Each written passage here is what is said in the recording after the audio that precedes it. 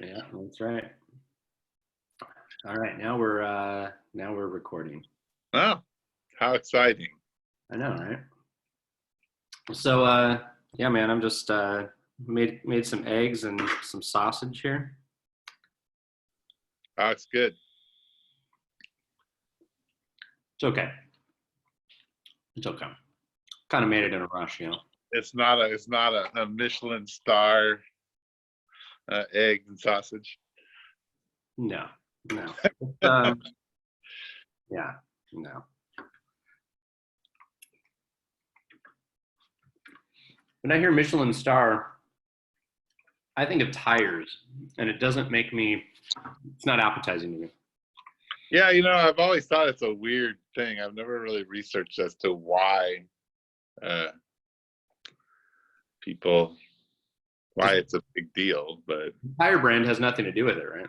no, I think you get 1 or 2 Michelin stars. I don't know if you can get 3, but to even get 1 is remarkable.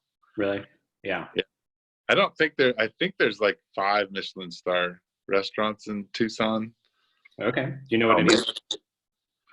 I think, I don't know, but Prep and Pastry may be a Michelin star restaurant. I think I would have heard about that. Yeah, I don't know. I looked it up once. I can't remember. Okay. Well, one of these days we'll share that into the public. I'm sure somebody can text us that, our listenership has really dived since the coronavirus, oddly enough. So. Well, I mean, there's only 2 weeks of that, and one of them we didn't really record. So. Yeah, but we did go from 240 listeners a week to 72. So.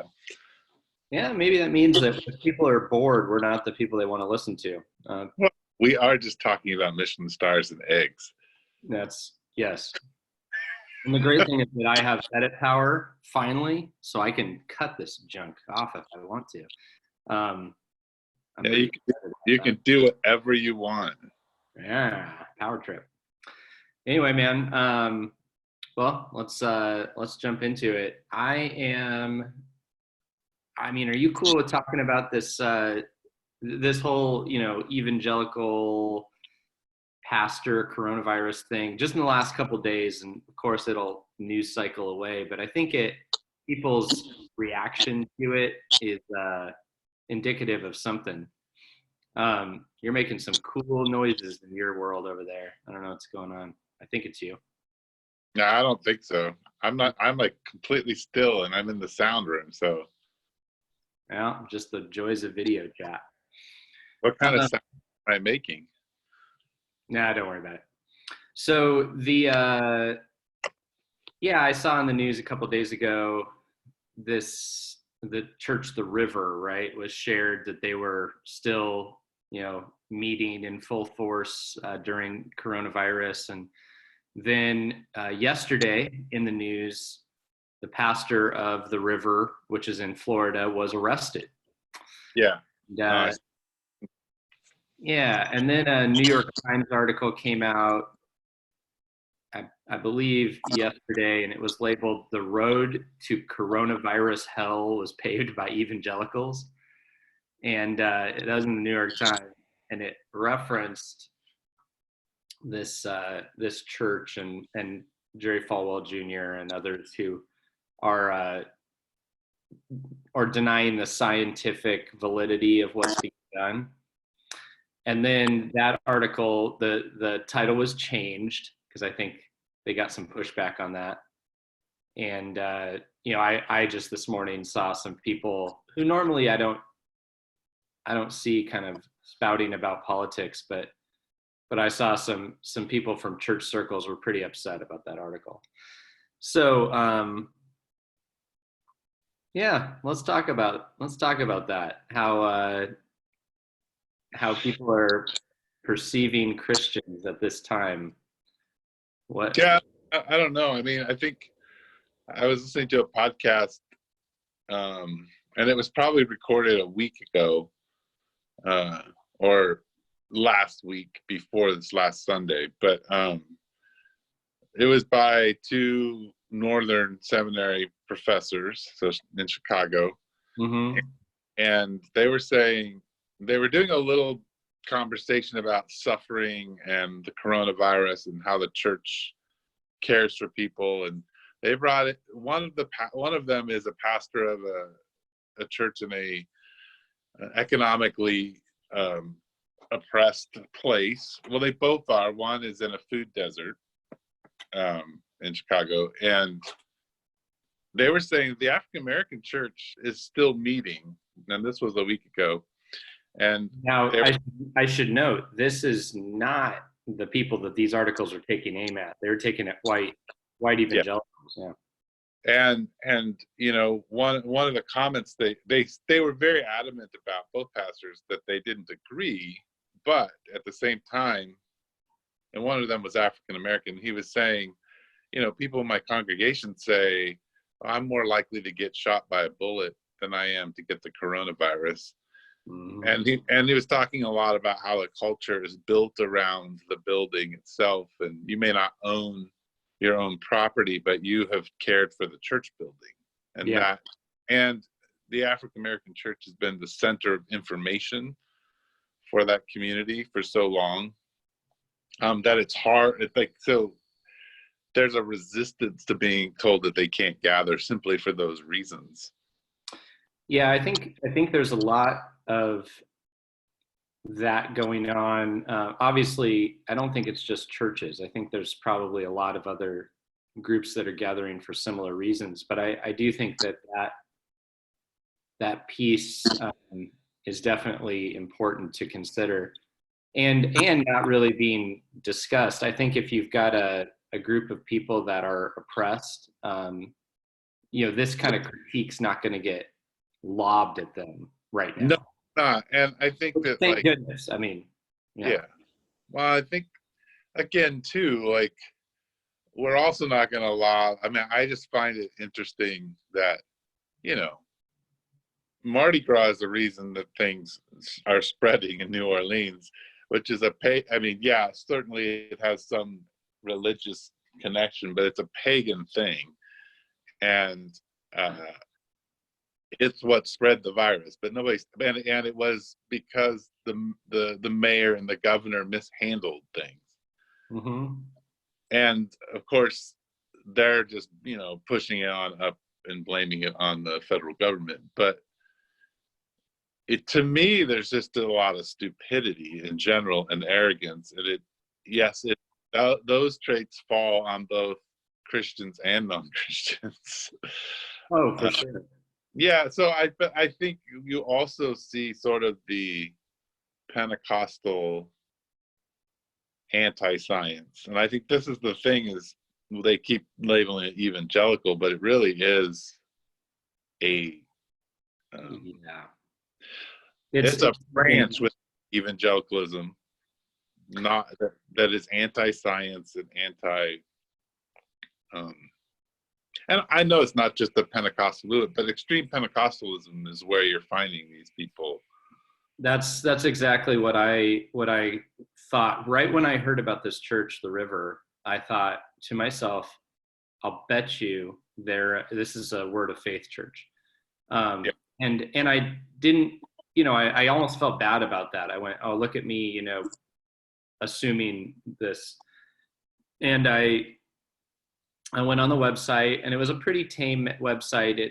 It was, you know, more of a mega church, so they kind of landed a little light on some of that stuff. But when you dug down into the doctrine, there it was, sure enough, you know, that the prosperity and healing are really high on their list.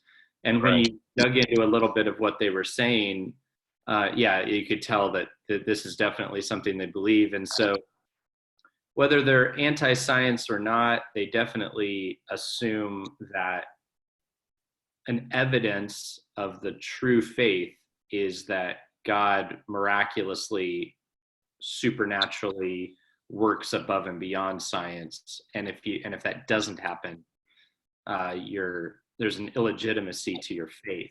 And when I saw that, I went, right. So of course they're going to do this, because if it's almost a testing of their faith if they don't, right? And I've had exposure to these groups throughout my life, and I disagree with that, but I understand what they're thinking. And so all of a sudden it made sense. But what I thought was definitely unfair in the media coverage was for that to be called evangelicals. But it doesn't surprise me. It's just that definitely isn't the going sense. I mean, we work with a group of pastors here in Tucson, 35 of them. And almost every single one immediately quit gathering out of the principle of loving your neighbor, almost all of them. And so, yeah, I thought that was kind of an unfair shot, in my opinion. Yeah, no, I would agree. And they did somewhere in the article say that this doesn't, Yes, characterize all they did. evangelicals, and I think they even said majority, but most people get the headline in the first paragraph, right? Right. So yeah, they did say that. It just didn't come through. No, it was clickbait culture. Yeah. Well, and Time Magazine, the other article you sent me, which I had already read, which I haven't read yet, by the way. I sent you that because it looked good. I haven't read it. The Tom Wright, I haven't. Yeah. But it also was a clickbait, title. Christianity has no answer for the coronavirus, which, it's basically just a call to lament out that, even as far back as David and Job, there's no answer, that God doesn't just come along and wrap everything up in a bow in life. Totally. And so, which I didn't read the article, but I think I knew that's what it was about as soon as I saw the title. Yeah. Right. So how would you respond if somebody just, saw you in your yard and they were walking by and they were like, "Oh man, I'm really disappointed with how you Christians are responding to the coronavirus," of course they say this from 72 feet away. You come up with these examples that are completely never going to happen in my life, but well, because look at you. You look. This is. You look like an obvious evangelical pastor, and so all they have to do is just look at you and go, "He's one of them," right? And they can, yeah. So somebody says that. What would say something, like, "I'm sorry that that's your experience. That hasn't been mine." That's not dismissive at all. Look, a part of it is that we have a particular character as a president, regardless of how you view him, who I think actually is part wise and actually says and does things that are, he actually are good and turn out to be good, and also just knows how to speak to his base and to kind of, I don't want to say pander, but I'm going to pander to a particular base. And yeah, people who say Donald Trump is an idiot, I do not agree with Donald Trump in a majority of the time, I feel, but he knows how to talk to the people who vote for him. Yes. He's not an idiot. Yeah. And, it's sort of, the more I have prayed for him and for leaders, the more compassion I have for him. I think there's a lot of foolishness in what he's done, but I also think it's rather unfair. If you've ever just listened to the press conferences that he sits through, I mean, I think if some of the questions that were asked of Donald Trump were asked of Obama or of Ronald Reagan or Bill Clinton, they probably would have had just people come in and drag those reporters out. How are you dealing with the coronavirus thing? How would you rate yourself on a scale of 1 to 10? That's the stupidest question I've ever heard in my life. 8.5. I mean, like, what are you supposed to say to things like that? And those are just typical questions. And I know the press is frustrated with his, everything is great positivity for everything. We're the best, rah, rah. Don't you think it's very obvious that Trump is campaigning through the coronavirus crisis? I mean, in like pointing to all the things he's doing, it's the only way he can campaign right now. And I think It's sad. it's weird. Yeah. But I do think that's what's happening. So Right. unfortunately I don't like that, but I look and I go, again, he's being strategic. I don't love that. Right. But I guess he's playing the game well. Like, ooh. Right. Well, I think that my feeling is the coronavirus shows that, this isn't Donald Trump's fault. This is the fault of an ill-prepared government over the last 15 to 20 years and how it responds to things. I mean, we can go as far back as, what happened in New Orleans with the floods. We're just not a government that knows, like, our priorities are in the wrong place. Our military is ready for the end of the world, right? But our disaster response is not. Yeah. Right. And our military, like, if they were to step in, and when you see them step in, like the Corps of Engineers, you're like, oh, shoot, these guys know what they're doing, and they could fix the problem if we just let them take over. Yeah. Because they are prepared. Yeah, we are prepared for the end of the world, but a lot of times it's just that we are more interested in making money and extending our power than we are creating well thought out infrastructures and things like that. That's something I thought of I thought that this is really, it's an interesting thing because you can see I would say that you can see in conservatives right now in the desire to get the economy back going. And I'm not saying this is all wrong, but you can see that like producing, monetary wealth is like priority one, and that, life and saving vulnerable people matters, but it feels like priority 2 or 3. It just feels like when I'm watching this that it's unfortunate, but it's just like watching Democrats and Republicans do what they do. I mean, it's people who are all for capitalism are prioritizing that. People who are, advocating for the vulnerable are prioritizing that. And I really wish for a different response that was a lot more nuanced and, didn't pick or choose one of the two. And I don't think anybody's trying to pick or choose one of the two. I just think you can see the emphasis. I don't know. That's just one observation I've had. But if you could change the narrative, you didn't really answer you did answer my question. What you would say to the guy 72 feet away from you. But if you could change the narrative and see an article come out about the church that would reflect what you want the church to be and how you want the church to respond, what would that article be?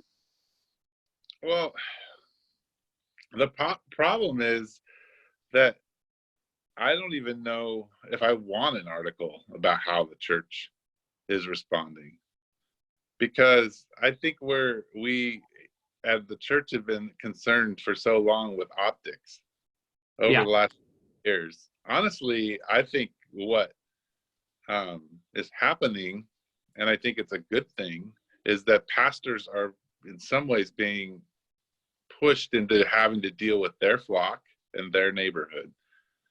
And I think that the megachurch pastor has to do that, and so does the small church pastor. And I think that is a powerful thing. It's a reorienting thing. I don't like the way God is using the virus to do that, but that is the process in which he is. And so to me, it's like, well, okay, if there was an article, I just wanted to document the thousands and thousands and thousands of small church pastors who are caring for their people. And trying to make sure that people who they're connected to who are not in their church are getting some food or getting, but I mean, heck, like there's story after story of people in our community who are shopping for their neighbor, or you know, reconnecting with their family, or struggling under the hardship of not working, or being sick, you know.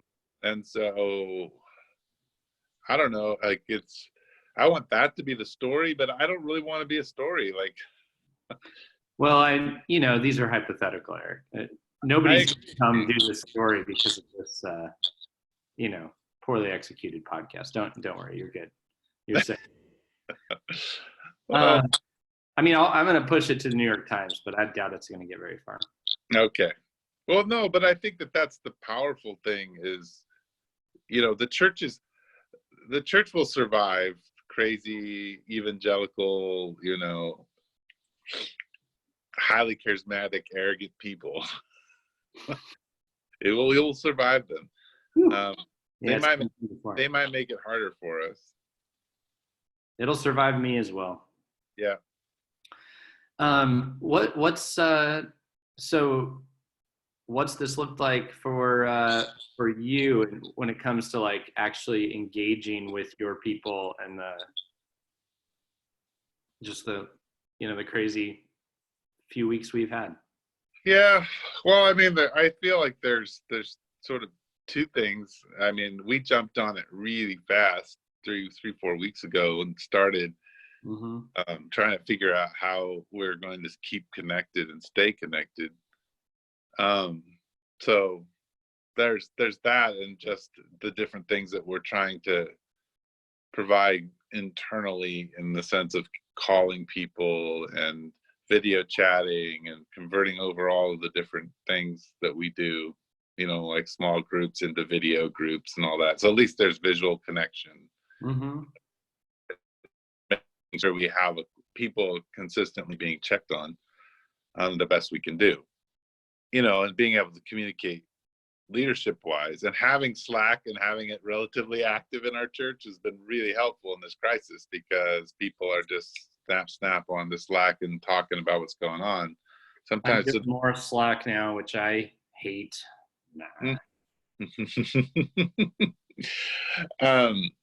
So that's good. And I think, we've hit road bumps in that, we're not geared up to be video driven. And so that's, for our services and things like that. And even to do that halfway decent is super hard, for us. So that's why we're not doing it. Yeah. It's been a huge thing to our church. And so we have kept it, partly because I think we follow such a really structured liturgy that people find very comforting. Yeah. So not have, I think that's a major thing in their life is hard. So, I think one of the things that's been really powerful is Rod just goes on at 11:30 on Mondays and prays for people and tells stories, and I think that's a big deal for both a larger community and ours. So, yeah, we do a Wednesday thing and we do a Friday thing online, but they're, part of it we're just doing it so we can figure out how we're supposed to run the video and the audio and how that works. Yeah.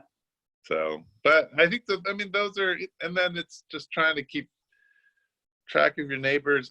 I am pretty sequestered because of our housemates' immunity systems, are suppressed because of medications they're on. So, I'm not, Mark and Lane are really the only outside people of my house that I'm connected to. And then we're very careful in going to the grocery store, but we don't have anybody else. But I think actually me going out of the house, everybody else is staying home.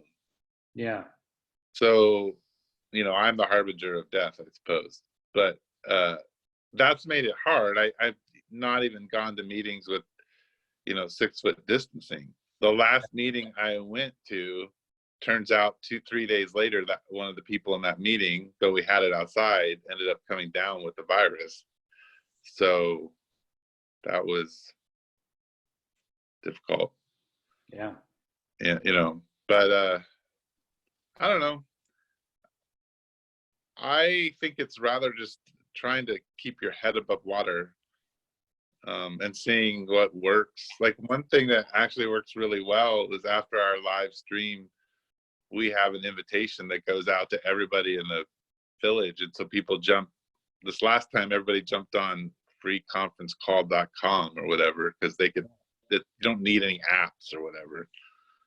And we had at one point maybe 15 people on talking, and that was good. Yeah. That was good in connecting. But I don't know. How about you guys? How are you handling this? What are you doing? What are the structures that you've put in place? How do you feel about it? Yeah. Well, I was just going to say, I think I've got your headline. Let's see. Evangelical mega house church pastor, not really sure what to do, just trying to survive. Yeah. There you go. There it is. No. Yeah. So we also are being very careful to kind of follow our liturgy and keep our timing down, the things that people are used to happening at the same times, but in different ways, in a digital space. And so we're utilizing Zoom. At first, we did groups of 10 or under that were the small groups that had met the previous week, so that there wasn't, they weren't introduced to anyone new. We did that for 2 weeks. And then, we're like, well, clearly we need to go beyond that. But we just did that on Sundays, where we sent a video around of the pastor, speaking for that week, sharing kind of key things about the topic. And then our little groups of 10 or under just walked through our whole service together, did all the prayers and the songs, and or if they didn't want to sing, they could read psalms, but they followed the liturgy. And now last week we tried for the first time an all church Zoom call, which we did for the first 20 minutes of our time together, which is 4:30 on Sundays. How'd that work? It was great. It was, all things considered, it was clunky and weird, but it was great. We had John was on for the week, and so he got on and kind of welcomed and opened the liturgy. We had everybody muted, so it wasn't crazy. And then we had Mike did a song, and then John did about a 20-minute mini sermonette.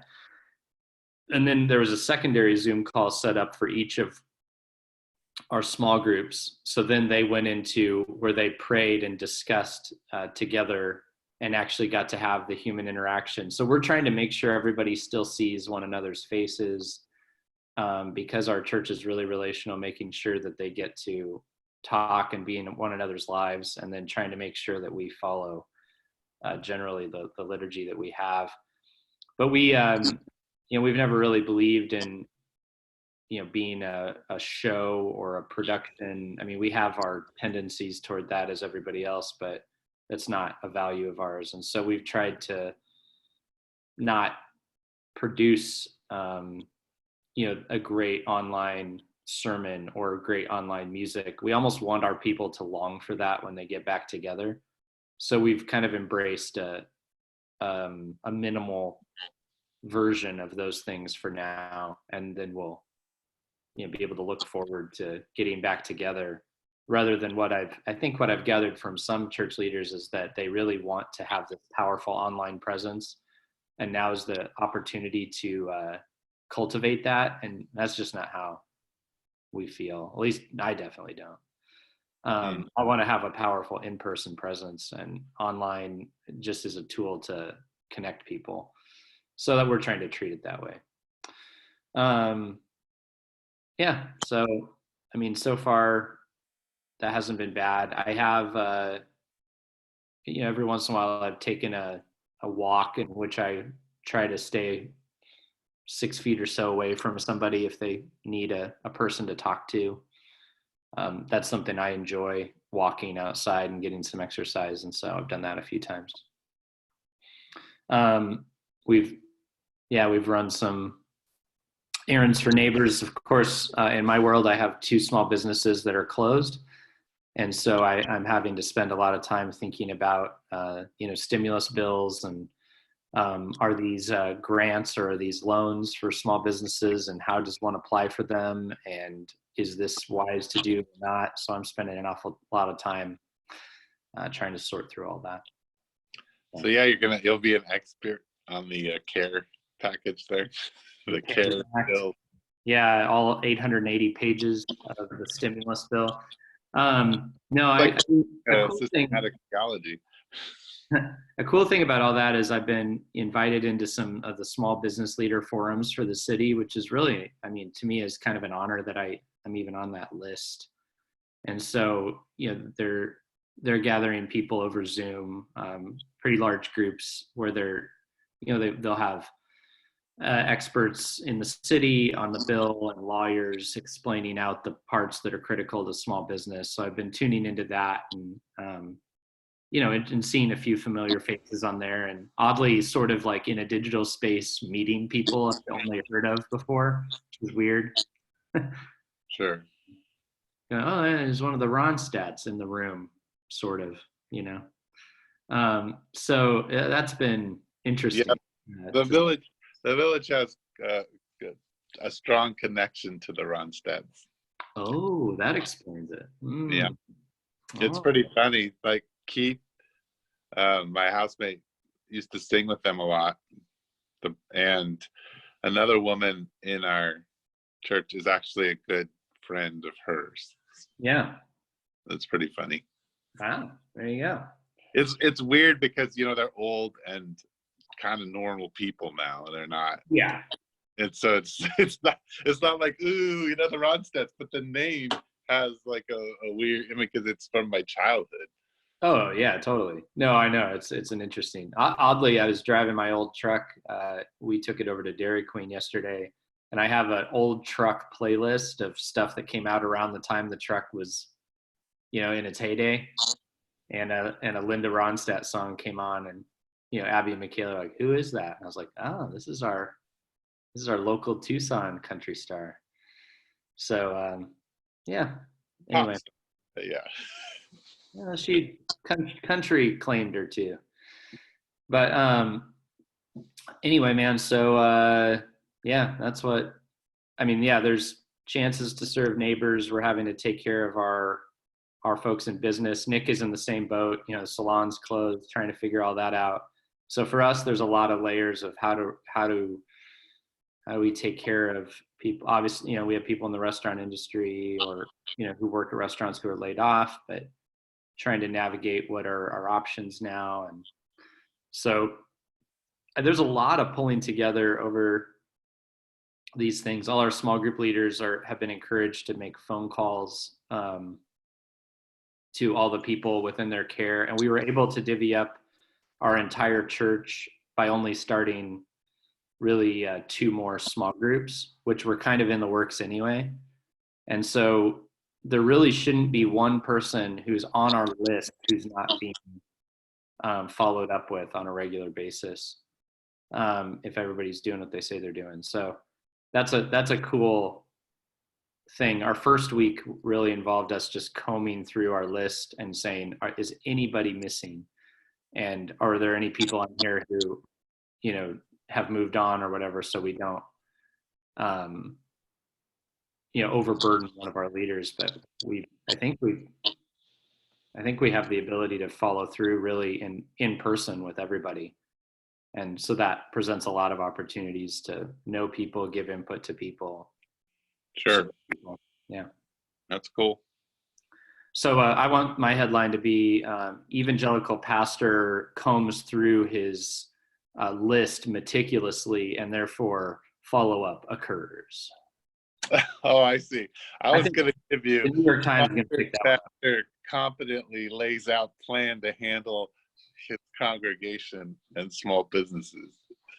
Yeah, I like the one where the big attention grabbing clickbait thing is that I combed through a list. I think I think that's kind of something. I think people are drawn to that. They want to know who's really doing their list. Oh, that, or we could make it controversial and, small church pastor arrogantly claims his church is fully covered. Yeah, that could be it. Yeah, and that would be arrogant, 'cause I'm sure it breaks down starting with this guy. Uh, Um,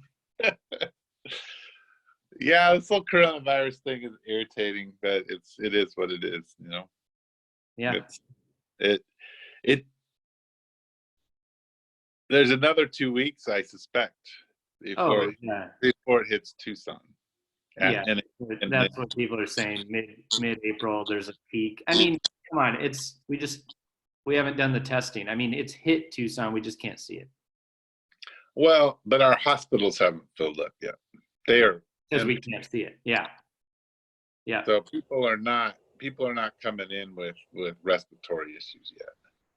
Oh, we got 27 people in a nursing home. That's new. Yep, that was new. Yeah. So that's that kind of stuff. It's never fun. No. Those are the situations that are the worst. Is when you've got a group. I mean, and my mom living in this home of elderly folks, 200 and some, and they keep reporting. We get emails all the time that there are no cases there. They acted really early, which I'm really grateful for. But those are the type of facilities that this particular pandemic makes very vulnerable. So Yeah, no, it moves super fast. yeah. Yeah. All I don't right. know.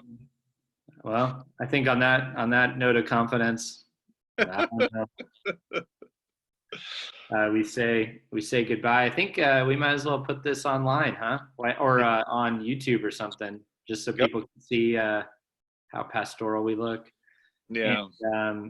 And this is a good moment to remind people to, follow us, share the podcast if it's helpful. You can, listen to this wherever podcasts are listened to, plus on faithoverbreakfast.com. And if you have something you want us to talk about, email us at faithoverbreakfast@gmail.com or message us through Instagram or Facebook. And yeah, that's really all. That's all I got, man. That's all I Yeah. got. That's all I have too. All right. Well, we'll talk to you next time. All righty.